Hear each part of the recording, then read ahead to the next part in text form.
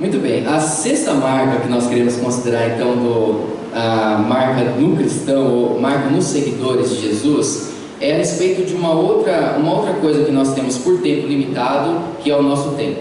Nossos recursos são limitados, nosso tempo também é limitado. O que faz com que o nosso tempo seja limitado? O relógio que está correndo, que não para nunca, não para por nada. Nossos dias vão passando, nossa idade vai passando, e aí a gente vai percebendo que o nosso tempo é precioso, é valioso, que o nosso tempo vale muito, vale demais. Qual que é a marca do seguidor de Cristo que tem a ver com o seu tempo então? É de que da mesma forma que recursos limitados são aplicados na expansão do reino do Cristo, a quem os seguidores seguem, recursos do tempo também. E como é que a gente se marca, ou como é que cristãos podem ser marcados pelo uso do seu tempo, pela entrega do seu tempo, ou pela correta dedicação do seu tempo?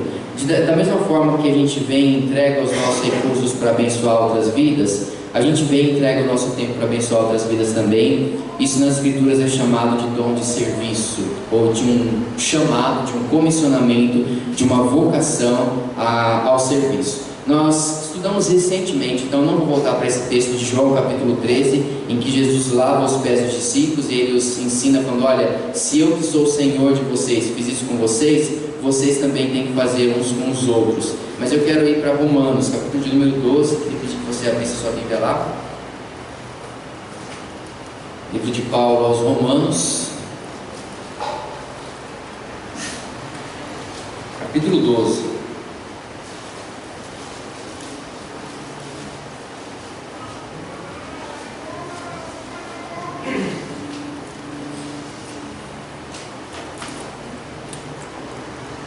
E eu queria ir para a segunda parte, tá bom? A gente normalmente fala do versículo 1 e versículo 2 sobre a renovação da nossa mente, mas eu queria ir a partir do versículo 3. Por isso, pela graça que me foi dada, digo a todos vocês: ninguém tenha de si mesmo um conceito mais elevado do que o que deve ter, mas ao contrário, tenha um conceito equilibrado, de acordo com a medida da fé que Deus lhe concedeu. Assim como cada um de nós tem um corpo com muitos membros, e esses membros não exercem todos a mesma função, assim também em Cristo nós, que somos muitos, formamos um corpo e cada membro está ligado a todos os outros.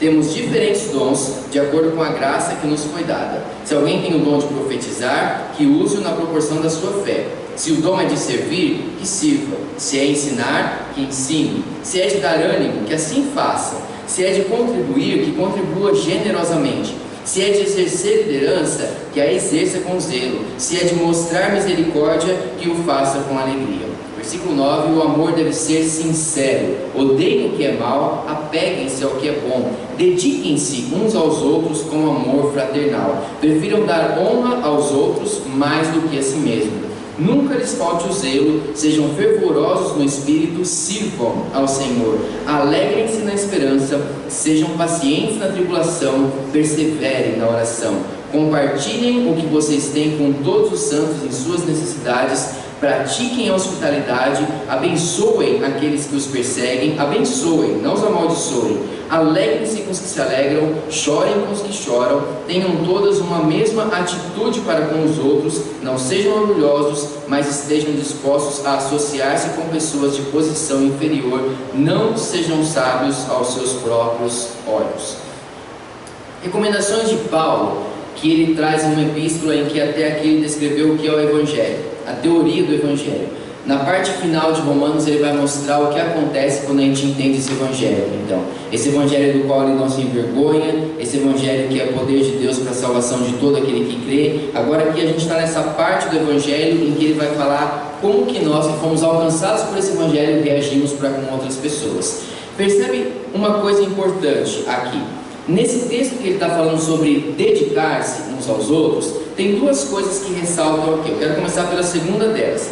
Em alguns momentos ele vai falar inclusive de contribuição aqui. Quando ele fala contribuir com aqueles que têm necessidade, quando ele fala, por exemplo, se o seu dom é contribuir, que o faça com generosidade. Percebe novamente a relação com o texto de Zaqueu aqui. Se é contribuir, que faça com generosidade. Mas não é porque ele está falando esses dons que eu e você temos a permissão das Escrituras para falar, bom, se o meu dom não é contribuir, então eu não contribuo, certo? Não. Por quê? Porque esses dons que ele está falando são habilidades especiais dadas por Deus para que as pessoas possam abençoar outros. Já comentamos sobre isso aqui na semana passada, de que nenhum dom serve para você mesmo. O seu dom é uma ferramenta que Deus te dá para você usar na vida de outras pessoas. Mas essas coisas, elas não são esperadas só de quem tem esses dons. Por exemplo, quando ele fala se o seu dom é mostrar misericórdia, Jesus ensinou para a gente, através do texto do bom samaritano, que misericórdia é uma coisa que se espera de todo mundo, certo? Mas algumas pessoas, elas têm uma habilidade dada por Deus para usar isso de forma muito maior. Mas perceba quando Jesus fala se é exercer liderança. Algumas pessoas exercem liderança com mais facilidade, certo? Ou seja, elas têm um dom de Deus para exercer liderança. Mas liderança é uma coisa que Deus exige de todo esposo dentro do seu lar, por exemplo, entende? Percebe quando ele fala se o seu dom é profetizar, que o use na proporção da sua fé. Profetizar no sentido de você usar a palavra de Deus para alcançar, exortar e abençoar outras vidas. É claro que determinadas pessoas vão ter uma facilidade com isso, mas todo pai tem a função de profetizar na vida do seu filho no sentido de instruí-lo no caminho do Senhor, certo? Então, isso não é uma licença para quem te olha e fala, meu dom não é servir, meu dom não é contribuir. Não, isso espera de todo cristão. Por quê? Porque você foi alcançado por Jesus, lembra disso. Ser generoso porque você foi alcançado por um Cristo generoso. Ser amoroso porque o amor te alcançou primeiro. Mas da mesma forma, ele traz orientações de como a gente tem que se comportar com relação a outras pessoas. É um texto em que ele vai falar basicamente sobre dons, sobre dedicação, sobre talento, sobre você voltar-se para as necessidades do outro. E Paulo começa esse texto falando, pela graça que me foi dada, eu digo, ninguém tenha de si um conceito mais elevado do que eu deve ter, versículo 3, e ele termina, versículo 16, falando, não sejam sábios aos seus próprios olhos. Ou seja, qual é a nossa grande dificuldade ou grande empecilho que nos afasta de ajudar pessoas em suas necessidades? A autoestima que nós temos por nós mesmos. O que nos impede de lavar o pé de outras pessoas? A impressão que nós temos de nós mesmos, de quem nós somos. Quando Paulo fala necessidades, a gente não precisa pensar só em uma pessoa embaixo da ponte, sem roupa, sem comida, sem nada. A gente tem necessidade constantemente, entende? A gente tem necessidade de atenção, a gente tem necessidade de conversa, a gente tem necessidade de oração, necessidade de alguém que chegue junto e fale, eu vi que você está estranho, você está mais quieto, está tudo bem com você, posso só orar por você, se você não quiser dizer o que está acontecendo. A gente tem necessidade disso, entende?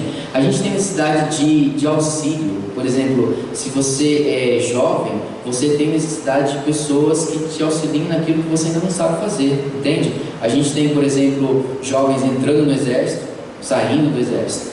A gente tem jovens entrando no trabalho, certo? Começando o seu primeiro emprego. E a gente tem vários de vocês mais velhos que já estão vendo a hora de sair do seu trabalho, né? Entende o tanto de experiência que a gente poderia compartilhar e o quanto a gente poderia ser abençoador uns na vida dos outros? Um exemplo que eu vi de uma irmã uma vez, numa igreja em São Paulo, que eu achei sensacional. Ela, aproximadamente 70 anos, mais ou menos, 70 anos. Ela juntou 7 jovens na igreja, meninas.